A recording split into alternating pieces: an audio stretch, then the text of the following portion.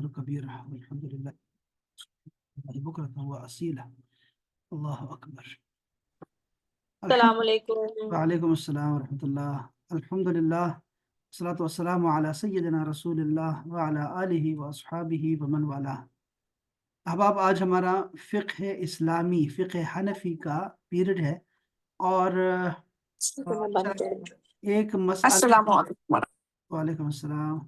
آج ہم جو ہے وہ انشاءاللہ تعالی ایک تو پڑھیں گے ہم لوگ فقہ میں سے کوئی ایک مسئلہ پڑھیں گے انشاءاللہ تعالی، اور ساتھ میں پھر ایک آیت کریمہ کا ترجمہ اور تفسیر ہے، وہ بھی ایک خوبصورت مسئلہ ہے، وہ بھی انشاءاللہ آپ کو بتاتا ہوں میں کچھ دیر کے بعد انشاءاللہ تعالی. تو سب سے پہلے فقہی مسئلہ کو دیکھتے ہیں کہ کیا ہمارے آج ہم کیا پڑھنے والے ہیں. یہ مسئلہ ہے جی سجدہ تلاوت کا. تلاوت ہم چونکہ قرآن مجید پڑھتے ہیں تو قرآن مجید میں ہمارے سامنے 14 جو ہے نا سجدے آتے ہیں قرآن مجید کے، تو وہ سجدوں کا جو بیان ہے اور اس کے فقہی مسائل ہیں وہ ہمیں آنے چاہیے. حضور صلی اللہ علیہ وآلہ وسلم نے ارشاد فرمایا کہ جب بندہ آیت سجدہ پڑھ کر سجدہ کرتا ہے تو شیطان ہٹ جاتا ہے اور رو رو کر کہتا ہے کہ ہائے میری بربادی، ہلاک ہو گیا میں.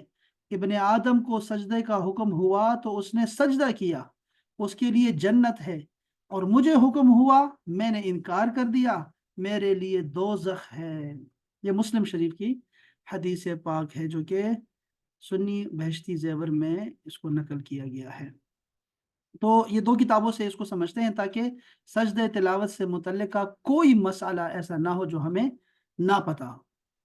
سجدہ تلاوت کیا ہے؟ یہ وہ سجدہ ہے جو آیت سجدہ پڑھنے یا سننے سے واجب ہو جاتا ہے. جیسے ہی آیت سجدہ پڑھو گے قرآن مجید میں، سجدہ واجب ہو جاتا ہے. اس کا مسنون طریقہ یعنی سنت میں جو اس کا طریقہ ہے وہ یہ ہے کہ کھڑے ہو کر اللہ اکبر کہا جائے اور سجدے میں چلا جائے. کم از کم اس سے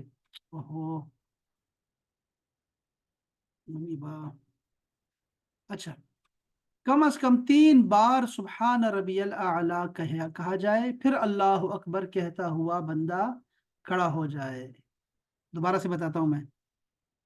اچھا کیا طریقہ ہے کہ کھڑے ہو کر بندہ اللہ اکبر کہے، بغیر کانوں کو ہاتھ لگائے، بغیر ہاتھ باندھے، صرف کہے اللہ اکبر اور بندہ سجدے میں چلا جائے، اور کم از کم 3 بار یہ کہے سبحان ربی الاعلیٰ. اس کی ویسے اپنی دعا بھی ہے لیکن یہ سبحان ربی الاعلیٰ کم سے کم ہر بندے کو آتی ہے، پڑھ لے، اور پھر اللہ اکبر کہتا ہوا ہی اٹھ جائے.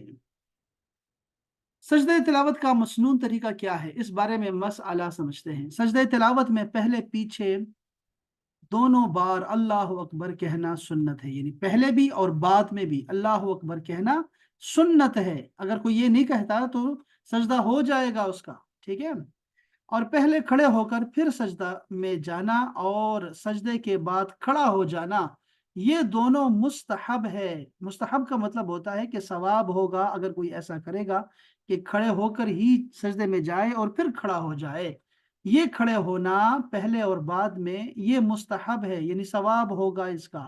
کوئی نہیں کرتا، بیٹھے بیٹھے سجدہ کر لیتا ہے، سجدہ ہو جائے گا اور کوئی گناہ بھی نہیں ہوگا. بیٹھے بیٹھے سجدہ کر لیا کرو، اللہ اکبر کہہ دیا کرو، بس یہ سنت ہے. دوسرا مسئلہ یہ ہے کہ اگر سجدہ تلاوت سے پہلے یا بعد میں کھڑا نہ ہو، یا اللہ اکبر نہیں کہا، یا سبحان ربی الاعلیٰ نہیں پڑھا، تو بھی سجدہ ہو جائے گا، مگر تکبیر چھوڑنا نہیں چاہیے کہ سلف یعنی پرانے بزرگوں کے خلاف ہے. یہ اکابر نے ایسا نہیں کیا، ٹھیک ہے جی، سنت ہے. تو ہمیں کیسا کرنا چاہیے؟ طریقے کے ساتھ سجدہ کرنا چاہیے.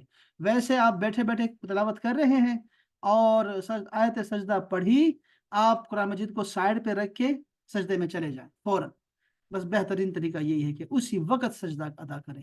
اور آپ کو مسنون طریقہ سکھایا ہے کہ کھڑے ہو کر اللہ اکبر کہتے ہوئے سجدے میں جاؤ، پھر اللہ اکبر کہتے ہوئے اٹھ کھڑے ہو جاؤ. یہ ہے مکمل بہترین طریقہ. اور سجدے میں سبحان ربی الاعلیٰ 3 دفعہ کہنا چاہیے، بس یہ مکمل طریقہ ہے. باقی اس کے بغیر بھی سجدہ ہو جائے گا. یہ مسئلہ کلیئر ہے انشاءاللہ. سجدہ تلاوت کے لیے اللہ اکبر کہتے وقت نہ ہاتھ اٹھانا ہے اور نہ تشہد ہے، نہ ہی سلام ہے. اس کا نہ سلام پھیرنا ہے، نہ بیٹھنا ہے قاعدے میں، اور نہ ہی ہاتھ اٹھانے ہیں اللہ اکبر کہتے ہوئے۔ کل قرآن مجید میں 14 آیتیں سجدہ تلاوت کی ہیں۔ ان میں سے جو آیت بھی پڑھی جائے گی، پڑھنے والے اور سننے والے دونوں پر سجدہ واجب ہو جائے گا، چاہے سننے والے نے سننے کا ارادہ کیا ہو یا نہ کیا ہو۔ تلاوت چل رہی ہے، سجدہ آ گیا، بس دونوں سجدہ کریں گے۔ اس سجدے کی کچھ شرائط بھی ہیں، شرائط کے بغیر یہ سجدہ نہیں ہوگا۔ مثلا سجدے تلاوت کے لیے تحریمہ کے سوا وہ تمام شرائط ہے، تحریمہ، تکبیر تحریمہ جو نماز کے لیے ہے، مثلا طہارت کے باوضو ہونا چاہیے، استقبال قبلہ ہونا چاہیے، نیت ہونی چاہیے، وقت کا ہونا ایک اہم چیز ہے، ستر عورت یعنی کہ اگر پانی پر قادر ہے تو تیمم کر کے سجدہ جائز نہیں ہوگا، ستر عورت کا بھی پردہ رکھیے۔ اچھا جی، باوضو ہونا چاہیے اس کو۔ ہاں، اس کی ایک ایک چیز کو ہم پڑھتے ہیں کہ اس میں کیا کیا ہے۔ اگر آیت سجدہ نماز میں پڑھے تو سجدہ تلاوت فوراً کرنا نماز ہی میں واجب ہے۔ اگر دیر کرے گا تو گناہ گار ہوگا۔ دیر کرنے سے مراد 3 آیت سے زیادہ پڑھ لینا، لیکن اگر سورت کے آخر میں سجدہ واقع ہے تو سورت پوری کر کے سجدہ کرے گا، جب بھی حرج نہیں ہوگا، اس میں کوئی برائی نہیں ہے۔ مثلا سورہ انشقاق میں سورت ختم کر کے سجدہ کرے، جب بھی کوئی حرج نہیں ہے۔ سجدے کی یعنی کہ ایک آیت رہتی ہے یا 2 آیتیں رہتی ہیں تو آپ تب بھی اس کو مکمل کر کے پھر سجدہ کریں۔ آپ سجدے کی آیت نماز میں پڑھی اور سجدہ کرنا بھول گیا تو جب تک حرمت نماز کا مطلب یہ ہوتا ہے کہ کوئی کام نہ کرے جو منافی نماز ہو، مثلا وضو نہ ٹوٹ جائے، کچھ کھایا، کچھ پیا، کچھ بات نہیں کی لوگوں سے، تو یہ ابھی تک آپ جو ہے حرمت نماز میں ہیں۔ آپ باوجود سلام پھیر لینے کے ابھی بھی آپ حرمت نماز میں ہیں۔ آپ نے کوئی دنیائی کام نہیں کیا نا، تو بس جو نماز میں نہیں کرتے، تو بس آپ جو ہے ابھی تک اسی میں ہیں۔ آپ سجدہ کریں، آپ سجدہ کر کے آپ جو ہے نا اٹھیں وہاں سے، یہ نماز کا حصہ ہے۔ اگرچہ سلام پھیر چکا ہو اور سجدہ سہو بھی کرے، سلام کرے، ٹھیک ہے، یعنی آپ دوبارہ سجدہ تلاوت کریں اور اس کے بعد سجدہ سہو بھی کریں۔ ویسے ہمارے عام لوگ ایسے نہیں کرتے، ائمہ کو یہ مسئلہ پتہ ہونا چاہیے، امام کو یہ پتہ ہونا چاہیے، یا امام کے بعد جو دوسرے کھڑے ہوتے ہیں ان کو بھی پتہ ہونا چاہیے مسئلے مسائل کا۔ تو یہ مسئلہ ہے کہ بھئی اگر نماز میں سجدہ آ گیا آپ کے تلاوت میں اور سجدہ نہیں کیا آپ لوگوں نے کہ چلو کر لیں گے، بھول گئے، تو اگر تو آپ نماز میں ہی ابھی ہیں تو آپ جو ہے سلام پھیرنے کے بعد بھی یاد کروا سکتے ہیں بھئی سجدہ صاحب، تو آپ سجدہ صاحب بھی کریں اور سجدہ بھی کریں اور پھر اس کے بعد نماز ختم کریں آپ۔ تو یہ مسئلہ ہمیں پتہ ہونا چاہیے۔ پھر ہے نماز میں آیت سجدہ پڑھی اور اس کا سجدہ نماز ہی میں واجب ہے، نماز کے باہر نہیں ہو سکتا۔ اگر قصدن نہیں کیا تو گناہگار ہوا، توبہ لازم ہے اس پہ، جبکہ آیت سجدہ کے بعد فوراً رکوع اور سجود نہ کیا ہو۔ سجدہ تلاوت کی نیت میں شرط نہیں کہ فلاں آیت کا سجدہ ہے، بس مطلقاً سجدہ کی تلاوت کریں کہ میں بھی سجدے کی نیت کر رہا ہوں، قرآن کے سجدے کی نیت کہ میں کر رہا ہوں اللہ تعالیٰ کے لیے، اتنا کافی ہے۔ یہ نہیں کہ آپ فلاں پارہ فلاں سورت ایسے نہیں بتانا۔ جو چیزیں نماز کو فاسد کر دیتی ہیں ان سے سجدہ تلاوت بھی فاسد ہو جاتا ہے، جیسے حدث عمد اور کلام اور قہقہ وغیرہ وغیرہ، بات کرنا اور وضو کا ٹوٹ جانا اور قہقہ لگا جانا، الٹی کرنا، یہ ساری چیزیں۔ آیت سجدہ لکھنے یا اس کی طرف دیکھنے سے سجدہ واجب نہیں ہوتا، یہ ہمیں یاد پتہ نہیں چاہیے کہ آیت سجدہ اگر آپ کو نگاہ پڑ گئی قرآن مجید میں چلتے چلتے اور آپ کہیں اب کیا کروں میں سجدہ، میں نے اب سجدہ کرنا پڑے گا مجھے، نہیں بھائی، سجدہ تلاوت کو دیکھنے سے، یہ آیت کو دیکھنے سے سجدہ واجب نہیں ہوتا، ہاں اس کو لکھنے سے بھی نہیں ہوتا، پڑھنے سے ہوتا ہے، سننے سے ہوتا ہے۔ سجدہ واجب ہونے کے لیے پوری آیت پڑھنا ضروری نہیں ہے، بلکہ وہ الفاظ جس میں سجدے کا مادہ پایا جائے، مفہوم پایا جائے، معنی پایا جائے، جہاں حکم پایا جائے، اس سے پہلے اس کے بعد کوئی لفظ ملا کر پڑھنا کافی ہو جائے گا۔ اچھا، آیت سجدہ کے ہجے کر کے نا یا ہجے سننے سے سجدہ واجب نہیں ہوگا، جیسے بچے کرتے ہیں एक कोई आयत उठा ले, आप उनको समझा दें तो जो है उससे सजदा वाजिब नहीं होगा। आला हजरत अहमद रज़ा खान बरेलवी रहमतुल्लाह अलैह फरमाते हैं कि सजदे वाजिब होने के लिए पूरी आयत पढ़ना ज़रूरी है, लेकिन बाज़ उलमाए मुतअखिरीन यानी बाद में आने वाले उलमाए कराम के नज़दीक वो लफ्ज़ जिसमें सजदे का मादा पाया जाए उसके साथ कबल या बाद का कोई लफ्ज़ मिलाकर पढ़ा तो सजदे तिलावत वाजिब हो जाता है। लिहाजा एहतियात यही है कि दोनों सूरतों में सजदे तिलावत कर लिया जाए।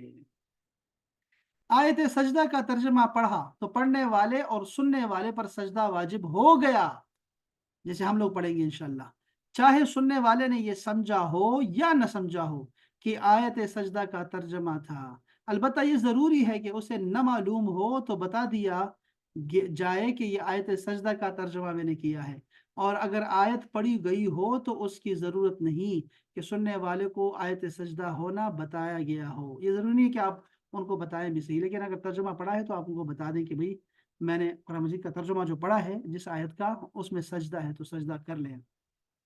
हैज और निफास वाली औरतें आयत सजदा पढ़ती हैं तो खुद उस पर सजदा वाजिब नहीं होगा, अलबत्ता और सुनने वालों पर वाजिब हो जाएगा। तो इसका मतलब है कि बीमारी में खवातीन पर जो है वो सजदे तिलावत नहीं है, ये अहम मसला है। हैज और निफास वाली पर आयत सजदा सुनने से भी सजदा वाजिब नहीं होता, जैसा कि पढ़ने से नहीं होता।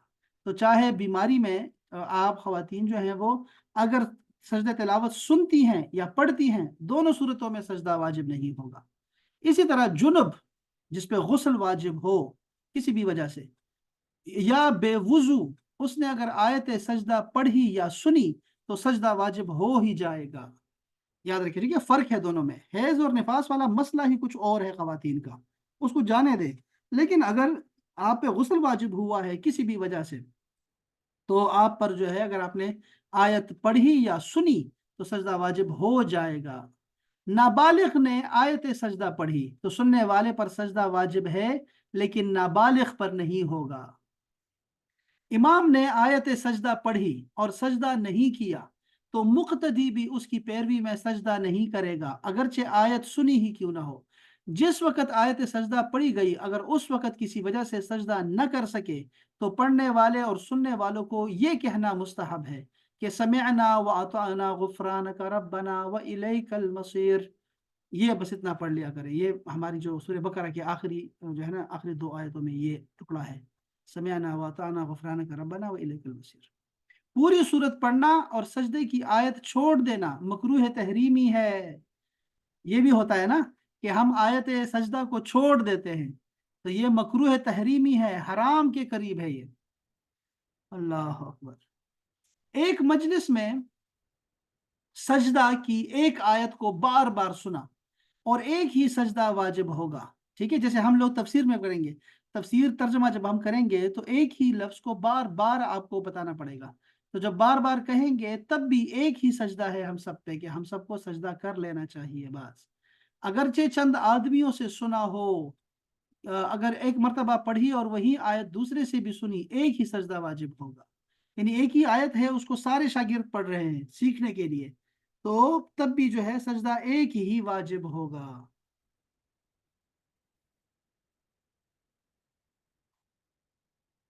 किसी अच्छा, ये मजलिस बदलना क्या होता है इसको पढ़ लेते हैं, ये हमें बाद में किसी और जगह काम आएगा, ये मसला काम आएगा, इसलिए इसको समझ लें कि मजलिस बदलने की सूरत क्या होती है।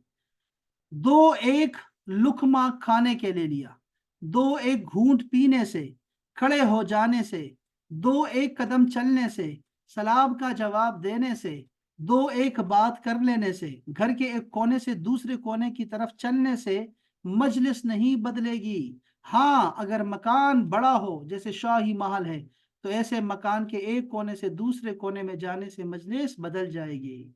कश्ती में सवार हुए और कश्ती चल रही है तो मजलिस नहीं बदलेगी, आप सजदे तिलावत 1000 बार पढ़ेंगे, एक ही सजदा जो है आप पे वाजिब होगा। रेल में बैठे हुए हैं कुरान मजीद पढ़ रहे हैं, एक ही आयत बार बार पढ़ रहे हैं सुन रहे हैं, एक ही सजदा वाजिब होगा।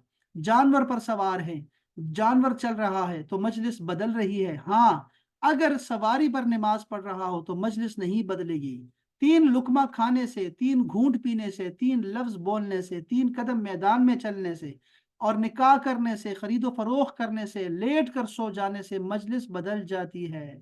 یہ ہے فتاوی عالمگیری کا فتویٰ۔ 3 گھونٹ اور 3 لقمے کھانے سے درمیان میں یہ وقفہ نہیں ہونا چاہیے، ورنہ پھر آپ کے سجدہ دوبارہ آپ پہ دوسرا بھی واجب ہو جائے گا۔ 3 قدم چلنے سے بھی، نکاح کرنے سے، نکاح اتنا جلدی کون کرتا ہے، یا ایک ہی نکاح کرتے ہیں، پھر اس کے بعد کہاں یہ ملتا ہے۔ خرید و فروخت کرنے سے، لیٹ کر سو جانے سے، لیٹ کر سو جانا، لیٹ کر سو جانے سے مجلس بدل جاتی ہے۔ بڑے باریک مسئلے ہیں جی۔ اچھا جی، کسی مجلس میں دیر تک بیٹھنا، قرات کرنا، تسبیح کرنا، تحلیل کرنا، درس اور وعظ و مشغول ہو جانا مجلس کو نہیں بدلتا۔ یعنی ہم بیٹھے ہوئے ہیں، وعظ و نصیحت چل رہی ہے، تلاوت ہو رہی ہے، ایک ہی جگہ بیٹھے ہوئے ہیں، تو اس سے مجلس نہیں بدلی۔ ایک ہی تلاوت کی سجدے کو، جب ہم سجدے کی تلاوت کو پڑھیں گے تو کوئی جو ہے اس کی ہمیں بار بار نہیں ہوگا، ایک ہی سجدہ واجب ہوگا سب پہ۔ اگر دونوں بار ایت سجدہ پڑھنے کے درمیان کوئی دنیا کا کام کیا، مثلا کپڑا سی لیا وغیرہ، تو مجلس بدل گئی ہے۔ اگر سننے والے سجدے کے لیے آمادہ ہیں اور سجدہ ان پر بار نہ ہو تو آیت سجدہ زور سے پڑھنا بہتر ہے، ورنہ آہستہ پڑھا جائے۔ اور اگر سننے والوں کا حال معلوم نہیں کہ آمادہ ہیں یا نہیں، جب بھی آہستہ پڑھ لینا بہتر ہوتا ہے۔ ٹھیک ہے نا، ایسے نہیں تلاوت کر رہے ہیں تو چیخ چیخ کے تلاوت کر رہے ہیں تاکہ سب پہ سجدہ واجب ہو جائے، ایسا نہیں کر دے۔ بلکہ آپ کو یا ٹیپ ریکارڈر پہ لگا ہوا ہے، آپ نے موبائل پہ لگایا ہوا ہے، تو مہربانی کریں آپ آواز کو سلو ڈاؤن کر دیں تاکہ تھوڑا سا نا باقی لوگ بچ جائیں اس چیز سے، ان کو پتہ بھی نہیں چلے گا اور وہ سجدہ بھی نہیں کر پائیں گے، تو اچھا نہیں ہے۔ اس لیے بہتر ہے کہ آواز کو آہستہ کر دیا جائے۔ مرض کی حالت میں اشارے سے بھی سجدہ ہو جائے گا، یوں ہی سفر میں سواری پر اشارے سے سجدہ ہو جاتا ہے۔ یہ تھا مسئلے مسائل ہمارے سجدہ تلاوت کے، سجدہ تلاوت۔ ہاں، ذرا اس سے بھی دیکھتا ہوں کہ یہاں کون سے مسئلے، جدید مسئلے آ رہے ہیں، بس اب یہ اس کو میں 7 منٹ میں ختم کرتا ہوں۔ قرآن کریم میں 14 آیتیں ایسی ہیں جن میں سے کوئی ایک آیت پڑھنے یا سننے سے سجدہ واجب ہو جاتا ہے، بشرط کہ اتنی آواز سے پڑھا ہو کہ اگر کوئی عذر نہ ہو تو وہ خود سن سکے۔ لہٰذا اگر اتنی آواز سے آیت سجدہ پڑھی، بلکہ وہ لفظ جس میں سجدے کی حروف پائے جاتے ہیں، جس کے ساتھ اس نے پہلے یا بعد کا کوئی لفظ ملا کر پڑھا کہ اپنی آواز خود ہی سن سکتی ہیں مگر شور و غل اور بہرے ہونے کی وجہ سے نہیں سن سکی، تو سجدہ واجب ہو گیا۔ اور اگر محض ہونٹ ہلے، آواز پیدا نہیں ہوئی، تو سجدہ واجب نہیں ہوا اور نہ یہ پڑھنا کوئی پڑھنا ہے۔ اگر محض ہونٹ ہلے ہیں، آواز پیدا نہیں ہوئی، تو سجدہ واجب نہیں ہوگا اور نہ یہ پڑھنا کوئی پڑھنا ہوا۔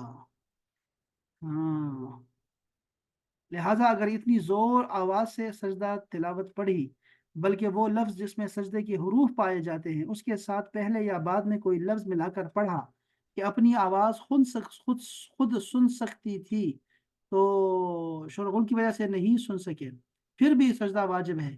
لیکن اگر صرف ہونٹ ہلائے ہیں تو سجدہ واجب نہیں ہوگا اور نہ ہی یہ پڑھنا کوئی پڑھنا ہوگا۔ آیت سجدہ سننے والے کے لیے ضروری نہیں کہ اس نے قصد اور ارادے سے آیت سجدہ سنی ہو، بلا ارادہ سننے سے بھی سجدہ واجب ہو جاتا ہے۔ ٹھیک ہے، یہ بھی پڑھا ہے ہم لوگوں نے، سمجھ گئے سمجھ گئے سمجھ گئے سمجھ گئے، یہ بھی ٹھیک ہے، یہ بھی ٹھیک ہے، یہ بھی پڑھ لیا، ٹھیک ہے۔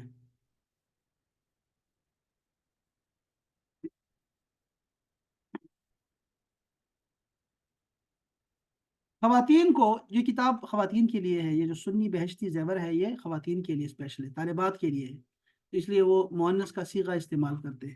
کہتے ہیں کہ اگر عورت نماز پڑھ رہی تھی اور نماز کے دوران اس نے آیت سجدہ پڑھی، تو نہ سجدہ اس پہ واجب ہے اور نہ ہی وہ نماز بھی معاف ہے اور وہ سجدہ بھی معاف ہے۔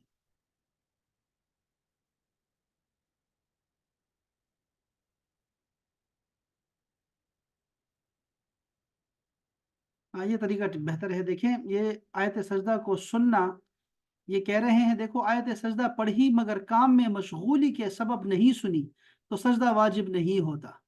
آیت آیت سنی نہیں ہے نا، تو آپ نے جو ہے اپنی آواز بھی نہیں سنی، اپنی آواز، تو تب بھی سجدہ واجب نہیں ہوتا. کہتے ہیں مسئلہ تو یہ ہے، لیکن بعض علماء کہتے ہیں کہ سجدہ کر لے، سجدہ کر لینا بہتر ہے، سجدہ کر لیا جائے،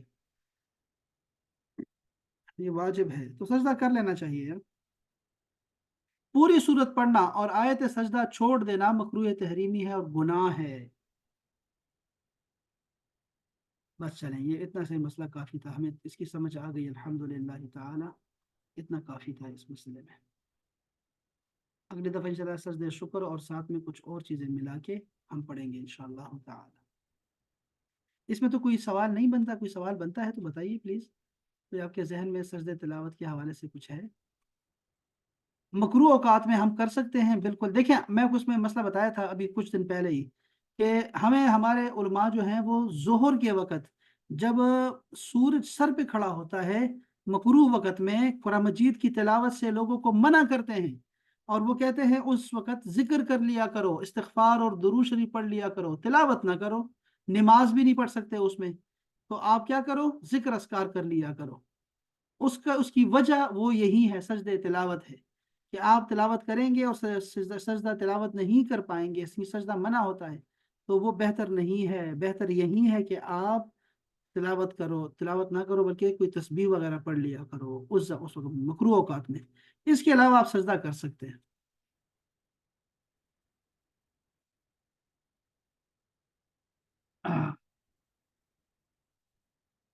مکروہ اوقات میں سجدہ تلاوت.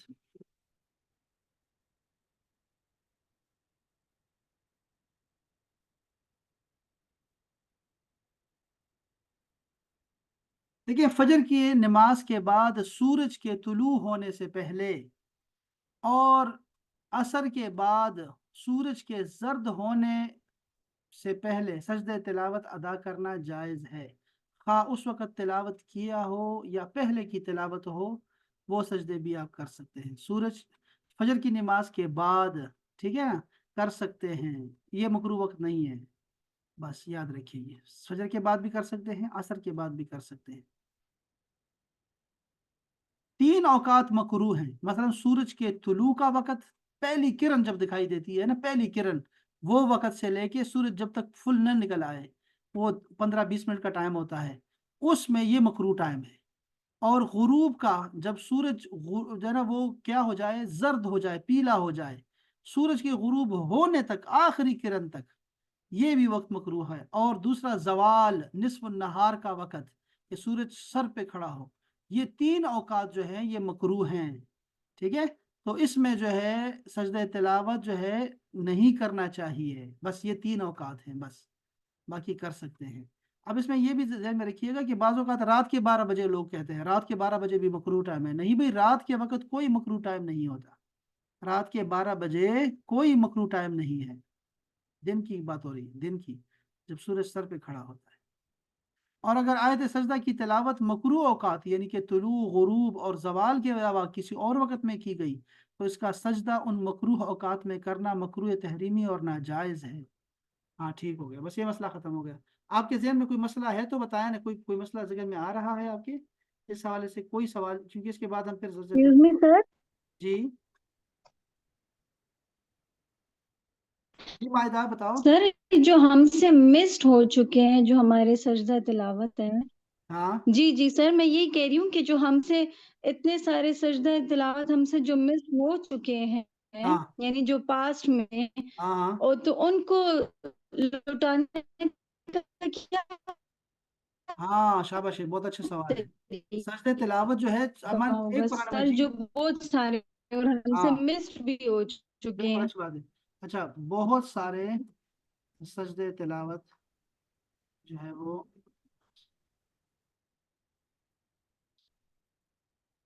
بھول گیا. اچھا اب یہ ہے کہ ہمیں اس کو مکروہ وقت میں نہیں کرنا، ٹھیک ہے، یہ ذہن میں رکھیے گا कि हम आयत सजदा को मकरूह औकात में नहीं करेंगे, ये बात तो क्लियर हो गई, ठीक है।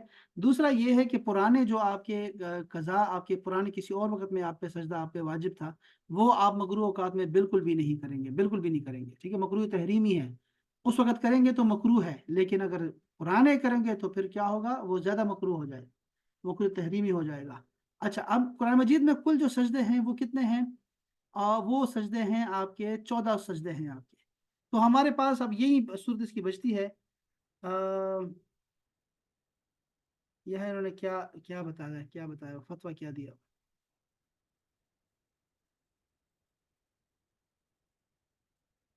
क्या फरमाते हैं उलमाए कराम इस मसले के बारे में कि एक बंदे से बहुत सारे सजदे तिलावत रह गए हैं, मतलब यह है कि उसने कुरान मजीद की तिलावत करते हुए तो सजदा तो पढ़ी, मगर उनके सजदे अदा नहीं किए, इस सूरत में सजदे क्या करेगा? जवाब यह है भाई कि बैरून नमाज आयत सजदा पड़ी हो तो फिल फोर सजदा करना वाजिब नहीं होता। अलबत्ता बेहतर यह है कि बावजू हो, मकरू वक़्त में ना हो, और फिल फोर सजदे तिलावत अदा कर लिया जाए। बिला वजह शरई सजदे तिलावत को लेट करना मकरू है, तंजीही है और नापसंदीदा अमल है। अब पूछी गई सूरत में एक बंदे के लिए हुक्म शरा ये है कि वो गालिब गुमान करे, जितने सजदों पर उसका गुमान जमे उतने सजदे अदा कर ले तो वो बरी जिम्मा हो जाएगा। यानी हम में से क्या होता है भाई कि हम सबको पता है कि हम एक साल में कितने खत्म कर लेते होते हैं, सबको पता होता है कि मैं कितने कर लेता हूँ। तो उस अंदाजे से कर ले कि मैंने यार 14 ये हो गए, मैंने 2 खत्म किए हैं, तो वो 14 और 14 28, बस ठीक है 28 सजदे मैं कर लूंगी। और या फिर यह है कि मैंने उस दिन सजदा सुना मैंने, तो हाँ वो भी शामिल कर लें, तो हम अंदाजे से 30 कर लेते हैं, 30 सजदे कर लेते हैं, तो बस वो जो है वो काफ़ी रहेगा। किताब में आता है कि बैरून नमाज आयत सजदा पढ़ी तो मुख्तार कौल, यानी कि जो इस पे फतवा है, उसके मुताबिक ताखीर के साथ सजदे तिलावत वाजिब है, अलबत्ता सजदे तिलावत की अदायगी बिला उज़्र ताखीर करना मकरूह है, तंजीही है, क्योंकि ज़माना तवील हो जाने के सबब कारी सजदे तिलावत करना भूल गया, तो ये कराहियत तहरीमी होती है, फिर फोर पे सजदा वाजिब, ठीक है।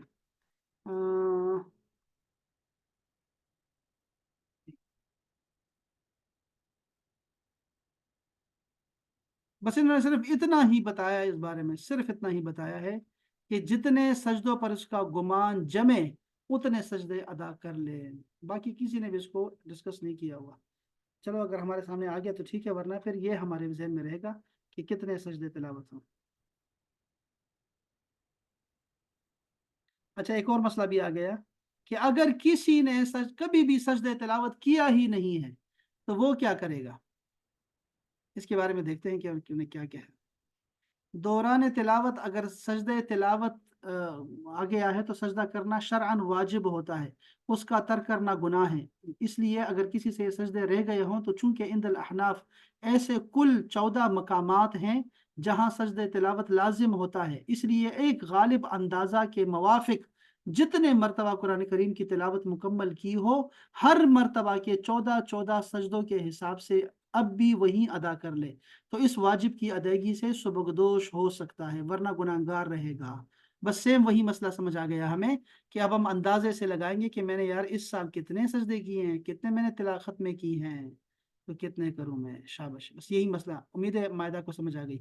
शबाना इकबाल पूछ रही हैं सर पूरा कुरान पढ़कर एक दफ़ा सारे सजदे अदा कर सकते हैं? बिल्कुल कर सकते हैं, लेकिन एक सजदा नहीं, हर आयत का अलग सजदा है। और आप जो हैं वो उसी तरह, बेहतर ये है, बेहतर कि हर सजदे पे खड़ी हों, सजदा करें और खड़ी हो जाया करें, अल्लाह अकबर के साथ फिर सजदे में आए, फिर अल्लाह अकबर से उठ खड़ी हों, हर सजदे के साथ 14 सजदे ऐसे करें, ठीक है। और नीयत दिल में भी कर सकती है और जुबान से भी कर सकती है कि सजदे तिलावत कर रही हूँ अल्लाह ताला के लिए, मुंह मेरा काबे की तरफ, अल्लाह अकबर, ठीक है। तो ये आप सिंपल सी नियत कर सकते हैं। तो हर आयत के लिए अलग से सजदा करना होगा। अगर आपने एक दफ़ा खड़ी हो गई और आपने सजदे में गई हैं, फिर बैठे बैठे सारी सजदे करती हैं, तो बिल्कुल ये सजदे हो जाएंगे और इसमें कोई गुनाह भी नहीं है। आप बैठे बैठे 14 सजदे कर लें आप, बिल्कुल ये ठीक है, कुछ भी नहीं होगा। सुभान रब्बिल आला 3 दफ़ा पढ़ लें बस, उसमें अगर नहीं भी पढ़ा तब भी सजदा हो जाएगा, तो इसमें कोई हर्ज नहीं है। السلام علیکم سر، ایک کوشچن ہے۔ جی جی جب یہ بچے جو ہیں قاری صاحب سے سبق پڑھ رہے ہوتے ہیں، تو جب آیت یہ سجدہ آتی ہے تو ان کا جب مطلب قاری صاحب کہتے ہیں کہ آپ لوگ بس اس کو چھوڑ دیں اور بس اس کو پڑھتے رہیں، تو اس صورت میں کیا حکم ہے؟ ہاں جی، ہم نے یہ کہا، ابھی ہم نے پڑھا ہے اس بارے میں، دو مسئلے سمجھے ہیں۔ یہ سمجھا ہے کہ قرآن مجید کے آیت سجدہ کو تلاوت کرنے سے اور سننے سے، دونوں سے سجدہ واجب ہو جائے گا۔ اگر قاری صاحب پڑھ رہے ہیں اور آپ سن رہی ہیں، آپ نے آیت سنی ہے، تو آپ جو ہے وہ قاری صاحب آپ کو بتائیں گے کہ میں نے یہ آیت سجدہ پڑھی ہے، بتانا چاہیے، وہ کہہ رہے ہیں نہیں بتانا سر، چاہیے۔ مطلب ہاں، بچوں کو جو سبق پڑھا رہے ہوتے ہیں یہ نابالغ یاد نہیں، کرانے کے لیے نا، ہاں، سپارہ جو ہے نابالغوں پر اس نہیں ہے صورت سجدہ، لیکن قاری صاحب پہ ہر دفعہ آئے گا۔ ایک آیت کی وہ جتنی دفعہ بھی تلاوت کریں گے ایک ہی سجدہ آئے گا۔ اگر دو آیتوں کا پڑھاتے ہیں تو دو آیتیں جو ہیں پھر دو دفعہ ان پہ سجدہ آ جائے گا۔ ہر دفعہ پڑھانے پہ ہوگا یہ، ایک دفعہ تو یعنی ایک آیت پہ ایک ہی دفعہ ہوگا، چاہے وہ 14 دفعہ پڑھائیں یا 20 دفعہ پڑھائیں، ایک ہی سجدہ ہوگا۔ لیکن اگر انہوں نے دو آیتیں پڑھائیں سجدے والی تو دو سجدے ہو جائیں گے۔ نابالغوں پر نہیں ہے سجدہ۔ اچھا، خواتین جو سن رہی ہیں، اگر وہ بیمار نہیں ہے، حیض نفاس میں نہیں ہے، تو ان پہ بھی سجدہ واجب ہو جائے گا۔ لیکن اگر وہ بیمار ہیں تو ان پہ کوئی سجدہ نہیں ہے، کوئی سجدہ نہیں۔ یہ مسئلہ ہے جی۔ چلیں چلیں، الحمدللہ یہ مسئلہ ہمارا حل ہو گیا ہے جی، الحمدللہ۔ اچھا جی، اب آتے ہیں ذرا تفسیر کی طرف، میں اس طرف آنا چاہتا ہوں، تفسیر کی طرف۔ ہماری جو آج کی آیت کریمہ ہے، ایک ہی آیت کریمہ ہے، وہ آپ کو ایک مسئلہ ہے، اگر اس کو بھی ہم سمجھ لیتے ہیں تو بہت اچھا ہو جائے گا الحمدللہ۔ اعوذ باللہ من الشیطان الرجیم، بسم اللہ الرحمن الرحیم۔ من ذا الذی یقرض اللہ قرضا حسنا، کون ہے وہ جو اللہ تعالی کو قرض دے، اللہ کو قرض دے۔ اللہ اکبر، اللہ پاک خود فرما رہے ہیں، سورہ بقرہ دوسرا پارہ ہے۔ کون ہے وہ جو اللہ تعالی کو قرض دے؟ یار کتنی بڑی بات ہے۔ اور کون سا قرض؟ قرضن حسنا، اچھا قرض، قرض حسنا۔ کون ہے جو اللہ تعالیٰ کو دے؟ تو کیا ہوگا؟ فا، تو یضاعفہ لہو، اللہ تعالیٰ اس کی خاطر اس کو دو چند کر دے گا، اضعافاً کثیرہ، بہت زیادہ دگنے انداز سے دے گا۔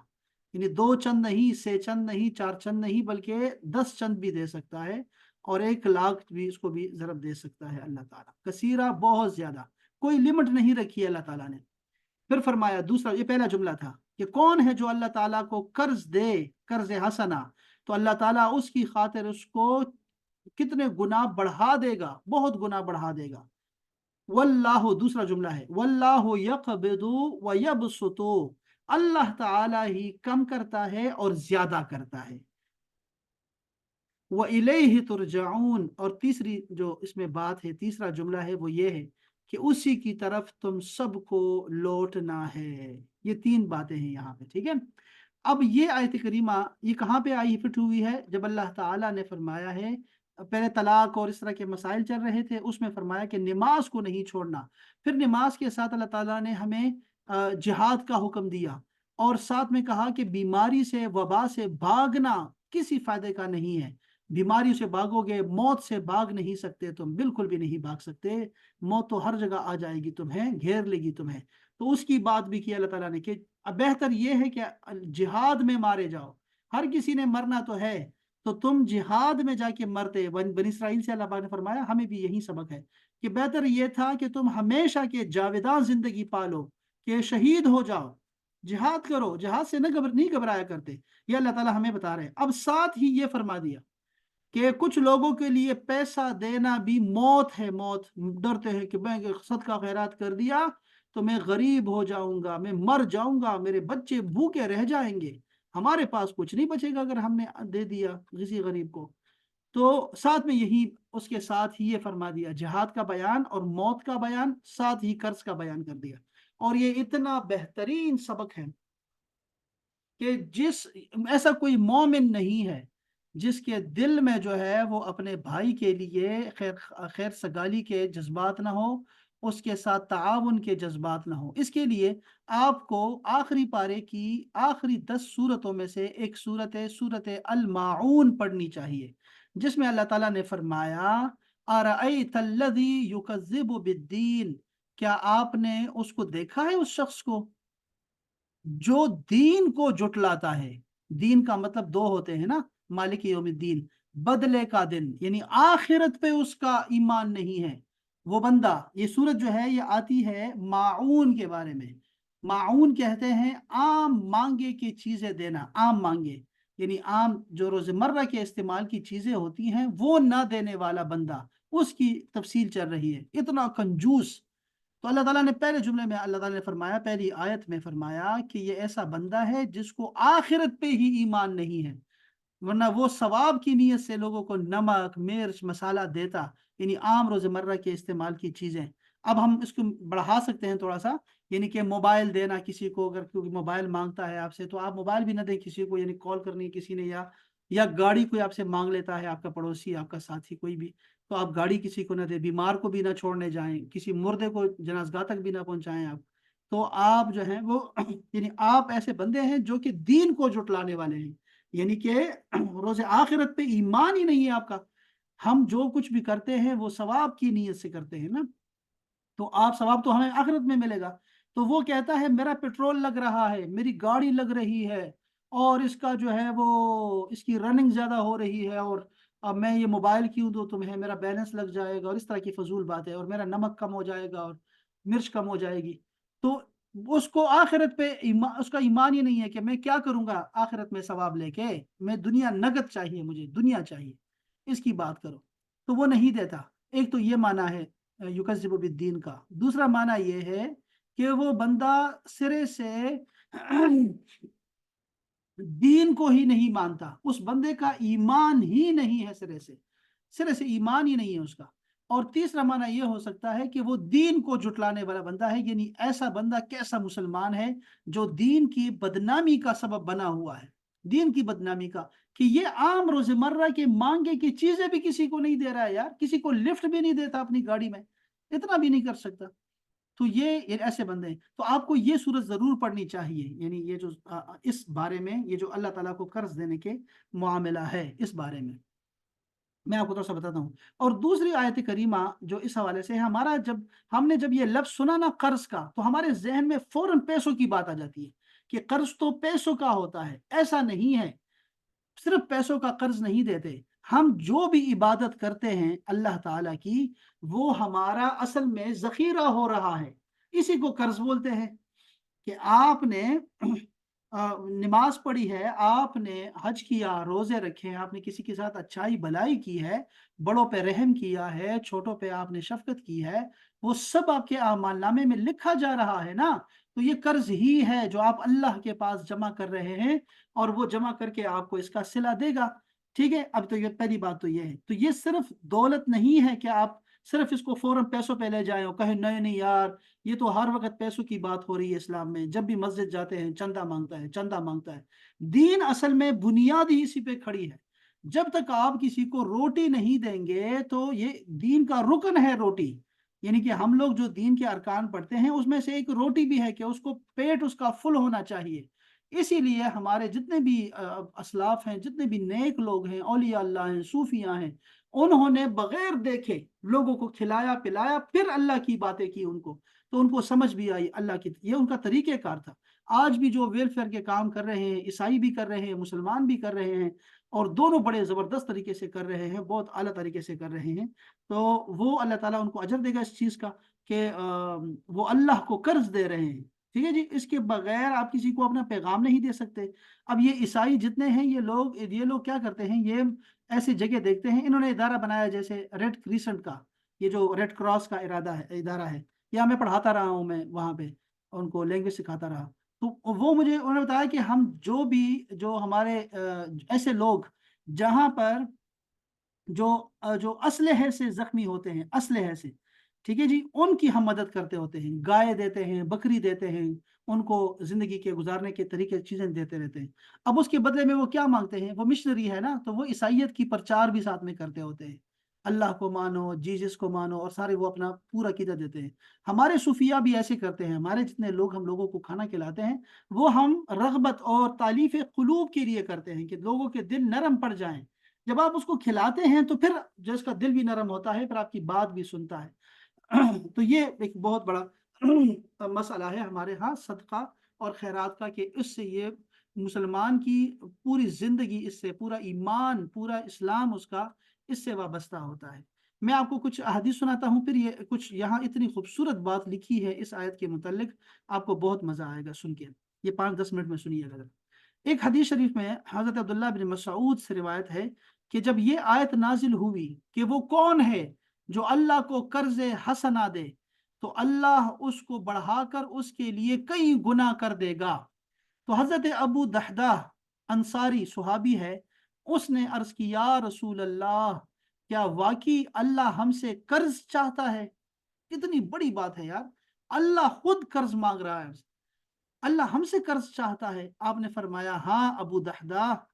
تو انہوں نے کہا یا رسول اللہ اپنا ہاتھ بڑھائیے۔ اب یہ دیکھیں ذرا، صحابی کا عقیدہ دیکھیں ذرا، اپنا ہاتھ بڑھائیے۔ میں آپ نے جب اپنا ہاتھ بڑھایا تو انہوں نے کہا میں نے اپنا باغ اپنے رب کو قرض دے دیا، اور ان کے باغ میں 600 کھجوروں کے درخت تھے۔ ام دحدہ اور ان کے بچے اس باغ میں تھے۔ ابو دحدہ جو وہاں گئے تو ام دحدہ کو آواز دے کر کہا اوے ام دحدہ یہاں سے نکلو، میں نے یہ باغ اپنے رب کو قرض میں دے دیا ہے۔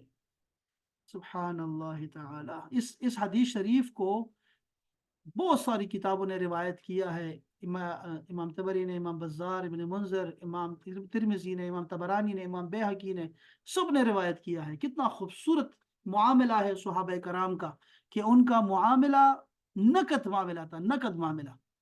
تو انہوں نے کہا فوراً میری طرف سے سب سے بہترین میری جو ملکیت ہے، لن تنالوا البر حتى تنفقوا مما تحبون، کہ جو چیز تمہیں محبوب ہے اس کو اللہ کو دینا ہے، ٹھیک ہے؟ تو انہوں نے کہا میرا یہ باغ ہے سب سے بہترین، میں اللہ تعالیٰ کو یہ باغ میں قرض میں دے دیا، سب سے بڑا قرض۔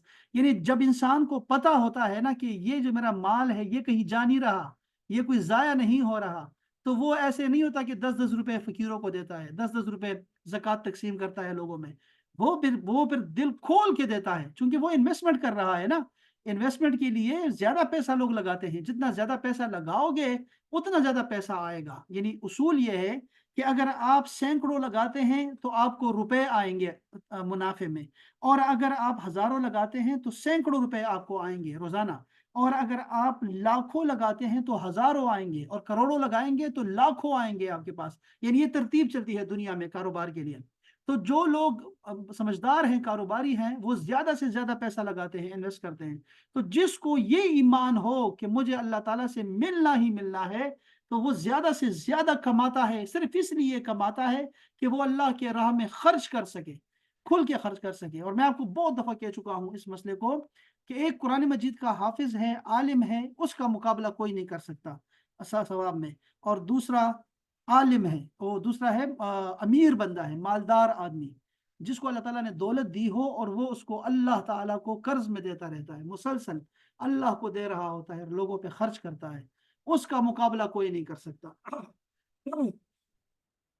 اچھا جی، اللہ اکبر۔ تو یہ طریقہ تھا۔ دیکھا آپ لوگوں نے دوسری بات جو میں یہاں پہ آپ کو میں نے نوٹ کی، وہ یہ ہے کہ وہ بات کر رہے ہیں اللہ تعالیٰ کو قرض دینے کی، لیکن رسول اللہ سے کہہ رہے ہیں کہ آپ اپنا ہاتھ آگے بڑھائیے، اور پھر کہتے ہیں میں نے اپنے رب کو قرض دے دیا۔ اس کا مطلب کیا ہے؟ اس کا مطلب یہ ہے کہ رسول اللہ صلی اللہ علیہ وآلہ وسلم ہمارا وسیلہ ہے، وسیلہ جلیلہ ہے اللہ تعالیٰ طرف تک پہنچنے کا۔ ہمارے پاس اور کوئی راستہ نہیں ہے، اللہ تعالیٰ کی بات رسول اللہ سے ہمیں ملی ہے، ہمیں ایمان رسول اللہ کی گفت مبارک سے ملا ہے، ہمیں سب کچھ جو بھی ملا ہے وہ رسول اللہ کی زبان مبارک سے ملا ہے، ٹھیک ہے؟ تو ہم جب اللہ تعالیٰ سے ملنا چاہتے ہیں، اللہ سے بات کرنا چاہتے ہیں، اللہ کو کچھ دینا چاہتے ہیں، تو ہمیں رسول اللہ کو وسیلہ بنانا پڑتا ہے درمیان میں۔ یہ ہے وسیلے کا تصور۔ تو یہ بڑا بہترین ان کا ایک ایمان کا ایک بہت اعلیٰ قسم ہے جو حضرت ابو دحدہ نے پیش کی ہے۔ اسی طرح حضرت ابو ہریرہ بھی روایت کرتے ہیں کہ رسول اللہ صلی اللہ علیہ وسلم نے ارشاد فرمایا آسمان کے دروازوں میں سے ایک دروازہ پر ایک فرشتہ یہ کہتا رہتا ہے کہ وہ کون ہے جو آج اللہ کو قرض حسنہ دے اور کل اس کی جزا لے لے، اور ایک اور دروازے پر فرشتہ یہ کہتا ہے اے اللہ خرچ کرنے والے کو اس خرچ کا بدل عطا فرما اور بخیل کے مال کو ضائع کر دے۔ ये फरिश्ते कह रहे हैं, दुआएं कर रहे हैं। और एक और फरिश्ता एक और दरवाजे पे खड़ा होके कहता है, ए लोगो, अपने रब की तरफ बढ़ो, वो कलील माल जो काफी हो वो उस ज्यादा माल से बेहतर है जो गाफिल करने वाला हो।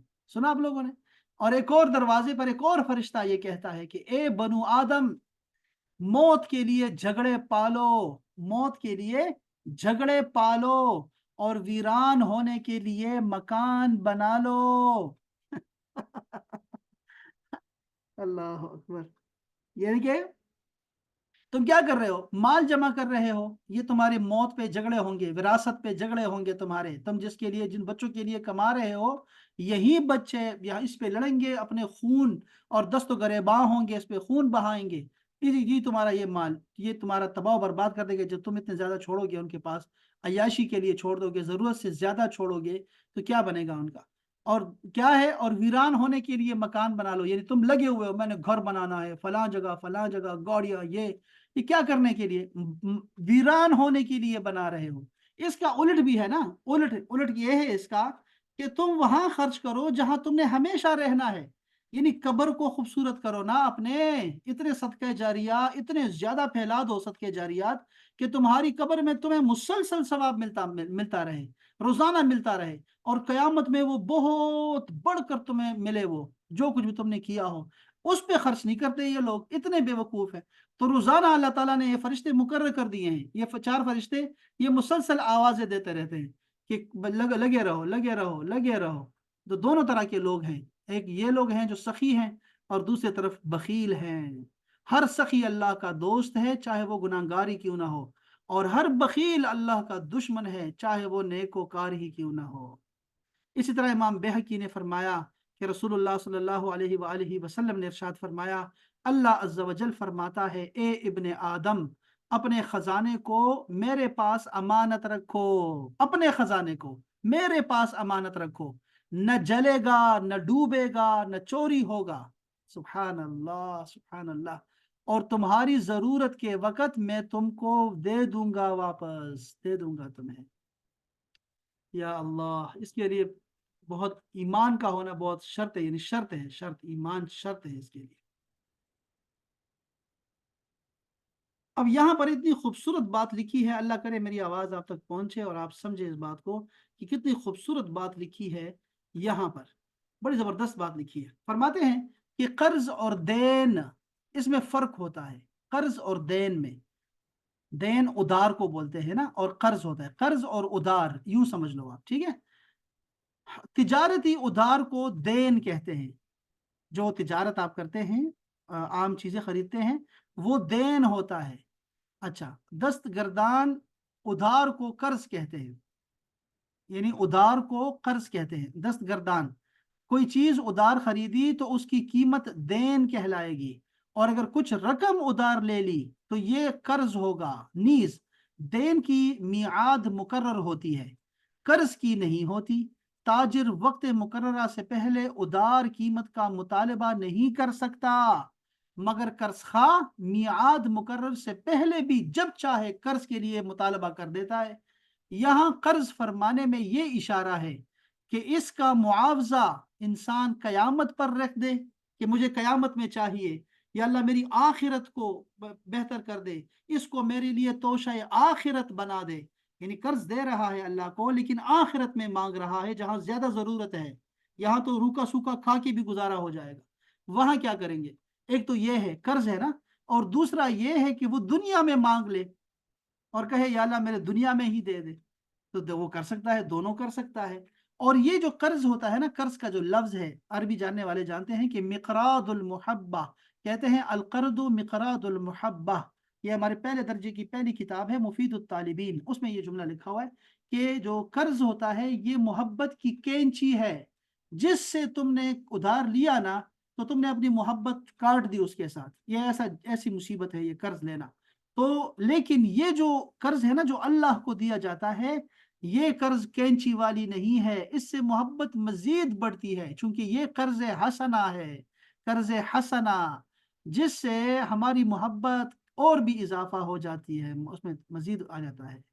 सुभान अल्लाह। अल्लाह पाक ने फरमाया कि ये वो कर्ज नहीं है जो दुनियादारों का होता है।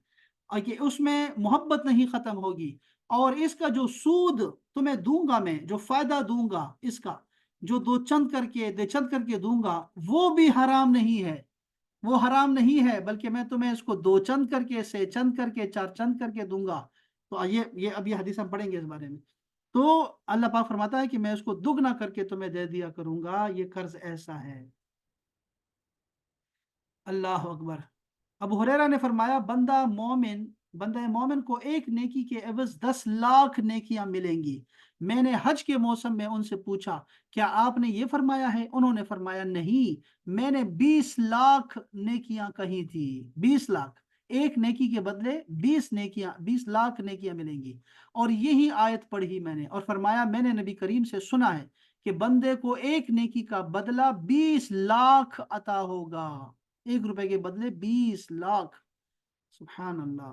یعنی کون ہے جو اللہ کو قرض حسنہ دے دے تاکہ اللہ اسے بے شمار زیادتی عطا فرمائے؟ یہ ہے اس کا معنی کہ اللہ تعالیٰ کو قرض دینا ہے۔ اچھا، یہ ایک حدیث پاک بھی ذرا سنیے گا، پھر میں آپ کو ذرا اور سناتا ہوں۔ ایک حدیث پاک بڑی خوبصورت حدیث پاک ہے، وہ میں چاہوں گا آپ سنیں، اس کو سمجھیں کہ قرض حسنہ کی کتنی ضرورت ہے۔ یا رب، سیدنا ابو ہریرہ رضی اللہ تعالی عنہ فرماتے ہیں کہ رسول اللہ صلی اللہ علیہ وسلم نے ارشاد فرمایا، اللہ فرمائے گا قیامت کے دن، اے بنی آدم، میں نے تم سے کھانا طلب کیا، تم نے مجھے کھانا نہیں کھلایا۔ بندہ عرض کرے گا، پروردگار، تم نے مجھ سے کیسے کھانا طلب کیا؟ میں تمہیں کیسے کھلاتا؟ کیسے؟ تو پروردگار عالم ہے، انت رب العالمین، تم تو رب العالمین ہو۔ فرمائے گا اللہ تعالیٰ، کیا تمہیں علم نہیں، تمہیں یاد نہیں کہ میرے فلاں بندے نے تم سے کھانا طلب کیا تھا تو تم نے اسے کھانا نہیں کھلایا؟ کیا تجھے علم نہیں، کیا تجھے نہیں پتا تھا کہ اگر تو اسے کھانا کھلا دیتا تو تو اسے میرے ہاں پاتا، آج تجھے وہ کھانا دوبارہ میں دے دیتا تمہیں، اگر تم اس غریب کو، بھوکے کو کھانا کھلا دیتے۔ پھر فرمائے گا اللہ تعالیٰ، اے بنی آدم، میں نے تم سے پانی طلب کیا، تم نے مجھے پانی نہیں پلایا۔ بندہ عرض کرے گا، پروردگار، میں تجھے کیسے پانی پلاتا، تو رب العالمین ہے۔ فرمائے گا، کیا تجھے پتا نہیں کہ میرے فلاں بندے نے تجھ سے پانی طلب کیا تھا؟ کیا تجھے علم نہیں کہ اگر تو اسے پانی پلا دیتا تو اسے میرے ہاں پاتا، اس پانی کو میرے پاس پاتا، میں آج تجھے پانی پلاتا۔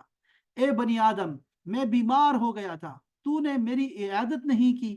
وہ کہے گا، رب جی، اے رب العالمین، کیا ہے، یا رب، یا رب کیف اعودک، میں تیری عیادت کیسے کرتا، تو رب العالمین ہے۔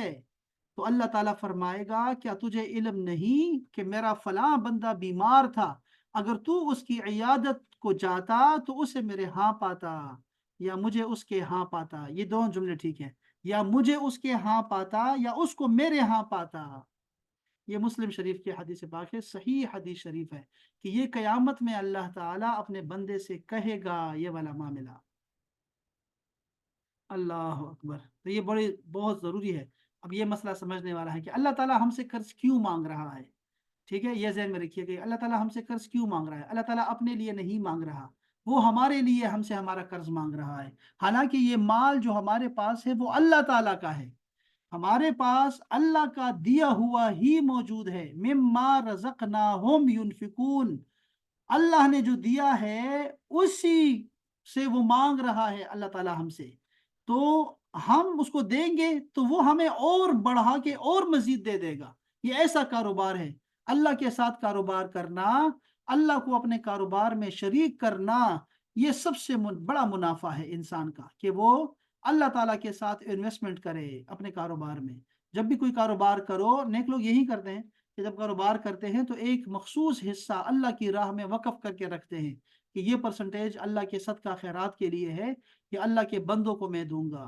وہ قرض ہوتا ہے جو اللہ تعالیٰ کو آپ دیتے رہتے ہیں۔ اچھا، اس آیت کے کچھ فائدے ہیں، وہ سن لے ذرا، کہ نبی اکرم صلی اللہ علیہ وسلم احکام الہی اپنی رائے سے بدلتے نہیں، دعا کر کے رب سے بدلوا دیتے ہیں، جیسا کہ اس آیت کے دوسرے شاید نزول سے معلوم ہوا کہ پہلے ایک نیکی کا بدلہ 10 گنا مقرر تھا۔ اللہ پاک نے قرآن مجید میں فرمایا ہے ایک نیکی کے بدلے 10 گنا ملے گا، 1 روپے کے بدلے 10 ملیں گے، لیکن اور پھر فرمایا 700 ملیں گے، تو رسول اللہ صلی اللہ علیہ وسلم نے دعا کر کے اس کو چینج کروایا باقاعدہ طور پہ، اور اللہ پاک نے فرمایا کہ میں کثرت سے اس کو دوں گا، مقرر بھی نہیں کیا کہ کتنے کتنے زیادہ میں اس کو دوں گا، کر کے دوں گا تمہیں، کتنے گنا زیادہ بڑھا کے دوں گا۔ اللہ اکبر۔ اچھا، دوسرا فائدہ یہ ہوا کہ غنی شاکر فقیر صابر سے افضل ہوتا ہے۔ یہ بات سمجھنے والی ہے کہ جو غنی آدمی ہے نا، غنی پیسوں والا آدمی، اور وہ سخاوت بھی کرتا ہو، اس تک کوئی نہیں پہنچ سکتا۔ یہاں لکھا ہوا ہے فقیر صابر سے بہتر ہے، کہ جو بندہ غریب ہوتا ہے نا، غریب، اور وہ صبر کرتا رہتا ہے کہ میں صبر کرتا ہوں، تو وہ بڑا، اس کا مرتبہ تو بہت اعلیٰ ہے اللہ کے ہاں، بہت بڑا مرتبہ ہے اس کا کہ وہ فقیر ہو کر بھی صبر کرتا ہے۔ لیکن نہیں، غنی شاکر بندہ جو خرچ کرتا ہے اللہ کی راہ میں، وہ اس سے بہت افضل ہے، اس سے بہت اعلیٰ ہے۔ سبحان اللہ، سبحان اللہ۔ تعالیٰ نے فقراء کے لیے اغنیاء سے قرض طلب کیا ہے، غنیوں سے، مالداروں سے اللہ نے قرض طلب کیا ہے، اور دیتا کس کو ہے؟ فقیروں کو دیتا ہے، فقیروں کے لیے لیا ہوا ہے۔ تیسرا فائدہ کیا ہے؟ قرض حسنہ کا بدلہ ملے گا، نہ کہ خبیث کا۔ قرض حسنہ میں چند شرطیں ہوتی ہیں، یاد رکھیں جب آپ اللہ کی راہ میں خرچ کریں نا، سب یاد رکھیں احباب۔ اللہ تعالیٰ نے سورہ بقرہ میں ہی فرمایا ہے کہ اگر تم خرچ صدقہ خیرات کرتے ہو نا، تو اس کے بعد دو کام نہیں کرنا، ورنہ تمہارا صدقہ باطل ہو جائے گا۔ ایک، اذیت نہیں دینی، جس پہ تم احسان کرو، صدقہ دو، پیسے دو، اس کو اذیت نہیں دینے، کسی بات کی بھی اس کو ذہنی ٹینشن نہیں دینا، اس کو نفسیاتی اس کو ٹارچر نہیں کرنا۔ اور دوسری بات یہ ہے کہ آپ نے جو ہے وہ تانا نہیں دینا، تانا نہیں دینا کہ تم تو ہمارے پیسوں پہ پلتے ہو، ایسے تانا نہیں دے سکتے، احسان نہیں جتلا سکتے، یہ دو کام نہیں کرنے۔ اللہ پاک نے فرمایا اس سے بہتر تھا کہ اچھی بات ہی کر دیتے۔ ہمارے ہاں لوگ اچھی بات کرتے ہیں، جب کوئی بھکاری ہم سے کچھ مانگتا ہے، بھیک مانگنے والا سوال یہ آتا ہے، تو ہم کیا کہتے ہیں؟ جا بابا معاف کر۔ بابا معاف کر کا مطلب کیا ہے؟ یہ اچھی بات آپ نے کی ہے، نہ کہ اس کو ڈانٹنا شروع کر دیا، چل دفعہ ہو جائے یہاں سے، یار چل، یار چل نکل یہاں سے۔ ایسے نہیں کرتے، بلکہ وہ کہتے ہیں اللہ اللہ دے گا، چلو بھی اللہ تعالیٰ خیر کرے، اللہ اللہ بھلا کرے، اللہ بھلا کرے۔ وہ بھی اچھی بات کرتا ہے، یہ بھی اچھی باتیں کرتا ہے۔ وہ اس وجہ سے کہ وہ صدقہ دینے کی اس میں جو ہے کوالٹی نہیں ہے، وہ پیسے دینا ہی نہیں چاہتا، پیسے دیتا ہی نہیں ہے، اور اس کے بعد وہ اذیت بھی دے گا۔ ایسا بندہ، کنجوس بندہ جب اللہ کی راہ میں دیتا ہے نا کسی کو، تو ساتھ میں احسان بھی جتلاتا ہے اور دوسروں کو ٹینشن بھی دیتا ہے۔ یہ پکا ہے اس کا فارمولہ، اور وہ بڑا احسان سمجھتا ہے کہ میں نے اگلے کو پیسے دیے۔ تو شرطیں ہیں بھائی، دینے والے میں اخلاص ہونا چاہیے کہ وہ اللہ کے ساتھ معاملہ کر رہا ہے، کسی دوسرے کے ساتھ نہیں۔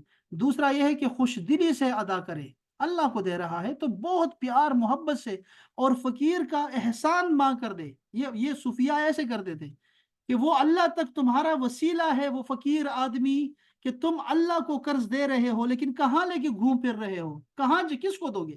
تو کسی غریب کو ہی دو گے تو اللہ تک پہنچ جائے گا۔ تو مقروض کو، کسی بھی محتاج کو دو گے تو اللہ تک پہنچ جائے گا تمہارا۔ تو تم تو شکریہ ادا کرو اس محتاج کا، اس فقیر کا، کہ تیری وجہ سے میرا جو انویسٹمنٹ ہے میری، وہ اللہ تک پہنچ رہی ہے۔ خوش دلی سے ادا کرے۔ اور دوسرا یہ ہے کہ مال حلال سے خرچ کرے۔ فقہی مسئلہ یہ ہے احباب، یاد رکھیں کہ حرام مال سے، چوری کے مال سے اگر آپ لوگوں نے قرض ادا کیا، اپنا صدقہ ادا کیا، صدقہ خیرات کیا، تو اس میں یہ ذہن میں رکھیے گا کہ اس میں ثواب کی نیت کرنے سے بندہ کافر بن سکتا ہے، کافر تک چلا جائے گا، کفر تک چلا جاتا ہے۔ اس لیے آپ نے جب بھی صدقہ خیرات کرنا ہے، حلال سے کرنا ہے، اور اپنے اچھے مال سے صدقہ خیرات کرنا ہے۔ اگر آپ لوگوں نے راستے میں پڑے ہوئے پیسے دیکھ لیے اور کہیں چلو میں ذرا اس کو اللہ کی راہ میں دے دیتا ہوں، تو وہ اللہ کی راہ میں نہیں جائیں گے، یاد رکھیں۔ اگر آپ کے پاس حرام کا، سود کا پیسہ ہے، کہ آپ نے کہا پاس، خدا نہ کرے آپ کے پاس کوئی ایسا پیسہ ہے، تو آپ نے اس کو اللہ کی راہ میں جب آپ خرچ کریں گے تو آپ ویسے ہی دیں گے کسی غریب کو، محتاج کو، اس پہ ثواب کی امید نہیں رکھیں گے۔ اگر آپ نے ثواب کی نیت سے دیا تو آپ، میں نے کہا، گناہگار نہیں، کافر بھی ہو سکتے ہیں اس پہ۔ یہ اتنا سخت مسئلہ ہے، ٹھیک ہے؟ یاد رکھیں، حلال سے ہمیشہ خرچہ کیا کریں، اور اچھے مال سے دیا کریں، اللہ کو دے رہے ہیں، اچھا مال دیا کریں۔ چوتھی بات، شرط جو ہے، چوتھی شرط میں یہ ہے کہ اس کے بدلے میں جلدی نہ کرے، ٹھیک ہے جی؟ اردو میں قرض حسنہ وہ کہلاتا ہے جس کا مقروض پر تقاضا نہ ہو، قرض حسنہ، ٹھیک ہے؟ اگر وہ دے دے تو دے دے، اگر نہ دے تو اس کو بندہ کہے چلو بھی خیرات ہو گیا، وہ اللہ جانے اور وہ جانے، اللہ کو دے رہا ہوں میں۔ مالداری چلتا پھرتا سایہ ہے، نہ اپنی کوشش سے حاصل ہو نہ خیرات سے جاتی رہے، بلکہ خیرات تو اسی کی میخ ہے۔ اللہ یقبض و یبسط، اللہ تعالیٰ بڑھاتا ہے اور کم کرتا ہے۔ یہ جو اللہ پاک نے فرمایا ہے نا، اس سے مراد یہی ہے کہ اے بنی اسرائیل، تم لوگ وبا سے بھاگ گئے تھے، موت سے بھاگ رہے تھے، تمہیں وہیں پہ موت دے دی، سب کو، ہزاروں لوگوں کو اسی وقت مار دیا میں نے، تو موت سے بھاگ نہیں سکتے۔ ٹھیک ہے، تو اگر کرنا ہے تو جہاد لڑو، جہاد لڑو گے تو شہید ہو جاؤ گے، ہمیشہ کی جاویداں ہو جاؤ گے۔ اسی طرح اپنا مال اللہ کے راہ میں خرچ کرو، تو یہ تمہیں غربت نہیں آئے گی تمہیں، پاگل، یہ تمہاری پیسے اور بڑھیں گے، تمہارے اور بڑھیں گے۔ یہ اتنا زبردست فارمولہ ہے کہ اگر کوئی مالدار ہونا چاہتا ہے نا، یہاں بڑا ایک خوبصورت جملہ لکھا ہوا تھا یار، کہ دنیا میں نا ابھی جو جتنے امیر لوگ ہیں نا وہ دے رہے ہیں، پتہ ہے غریب لوگ جو ہے نا، غریب لوگ جو غریب ہیں، ایک تو وہ دے نہیں سکتے، لیکن وہ دے بھی سکتے ہیں تب بھی نہیں دیتے۔ اتنی بد نصیبی ہے غریبوں کی کہ غریب آدمی دیتا ہی نہیں اللہ کی راہ میں، اور اکثر نماز بھی نہیں پڑھتے سرے سے، یعنی ایسے لوگ ہیں کہ عبادت بھی نہیں کرتے، غریب ہے۔ غربت آتی ہی اسی سے ہے کہ جب تم اللہ سے دور ہو جاتے ہو۔ یہ آپ کو تو مومن بندہ جو ہے وہ تو غنی ہوتا ہے، غنی ہوتا ہے وہ۔ اب وہ کیا ہوتا ہے کہ جو امیر لوگ ہیں وہ اپنے پیسے دے رہے ہوتے ہیں، اللہ پاک نے دیا ہے ان کو، اس سے مقابلہ نہیں کر سکتے آپ۔ لیکن غریب کا معاملہ دیکھو تو وہ تو جان بچاتا رہتا ہے، یعنی سال میں ایک دفعہ اس کو صدقہ فطر دینا ہوتا ہے، صدقہ فطر، تو اس سے بھی وہ مسئلے تلاش کرتا رہتا ہے کہ کم سے کم دیا جائے، اور وہ مجھے معاف کر دے، کوئی معاف کر دے، کوئی میری جگہ دے دے، اس چکر میں رہتا ہے۔ اس کو اس سودے کا پتہ ہی نہیں کہ یہ اللہ تعالیٰ کی کتنی بڑی نعمت ہے اس کے پاس، کہ تم اللہ کو دو، اللہ تمہیں بڑھا چڑھا کے تمہیں دے گا، واپس دنیا میں دے گا، دنیا میں، آخرت کی بات تو جدا جدا ہے، دنیا میں دے گا تمہیں۔ لیکن یہ غریب کو پتہ ہی نہیں ہے، اس کا ایمان ہی نہیں ہے اس پہ، تو وہ بیچارہ ایسے ہی بس مانگتا رہتا ہے، مانگتا رہتا ہے۔ اللہ اکبر، اللہ تعالیٰ معاف فرمائے۔ چلے جی، بس آپ کا ٹائم زیادہ لے لیا، اللہ تعالیٰ سب کو سلامت رکھے جی۔ اور یہ بڑا اچھا سبق تھا یہ والا بھی، اور سجدہ تلاوت والا وہ بھی بہت زبردست سبق تھا ماشاءاللہ سے، بہت اچھے ہمیں مسائل ہمیں جو ہے وہ یاد ہو گئے الحمدللہ تعالیٰ۔ سب کا بہت بہت شکریہ احباب، اللہ تعالیٰ سب کو سلامت رکھے۔ 7 منٹ آپ کا زیادہ لے لیا، آپ کی سماعتوں کا شکریہ، وقت دینے کا بہت بہت شکریہ، ایسے ہی آتے رہیں۔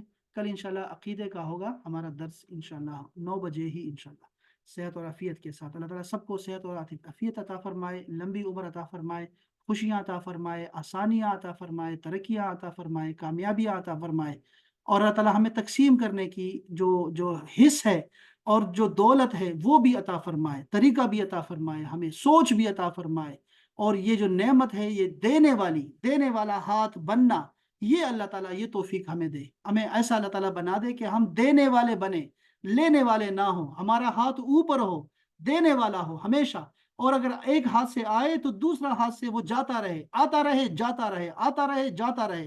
ایسا ہی معاملہ اللہ تعالیٰ ہمیں پھر عطا فرمائے کہ ہمیں پتہ ہی نہ لگے کہ کہاں سے آ رہا ہے، بے حساب اللہ تعالیٰ ہمیں عطا فرمائے، بے حساب عطا فرمائے، اور ایسے ہی ہمارا معاملہ جو ہے آخرت میں بھی بے حساب ہمیں اللہ تعالیٰ جنت میں اللہ تعالیٰ داخل فرمائے سب کو۔ اللہ تعالیٰ ہم سب بیماروں پہ اللہ تعالیٰ خاص کرم فرمائے، فضل فرمائے، سب کو شفائے کاملہ عاجلہ عطا فرمائے، اور ہمیں ناگہانی آفات اور بلیات سے محفوظ رکھے، شیطانوں سے، فسادیوں سے اللہ تعالیٰ محفوظ رکھے، ظالموں سے محفوظ رکھے، اور ہمارے مرحومین کی اللہ تعالیٰ مغفرت فرمائے، ان کی قبروں کو کشادہ فرمائے، سب کا خاتمہ بالایمان اس کلمے کے ساتھ ہو کہ لا الہ الا اللہ محمد رسول اللہ صلی اللہ علیہ وآلہ وسلم۔ بہت شکریہ احباب، السلام علیکم ورحمۃ اللہ تعالیٰ وبرکاتہ۔ وعلیکم السلام۔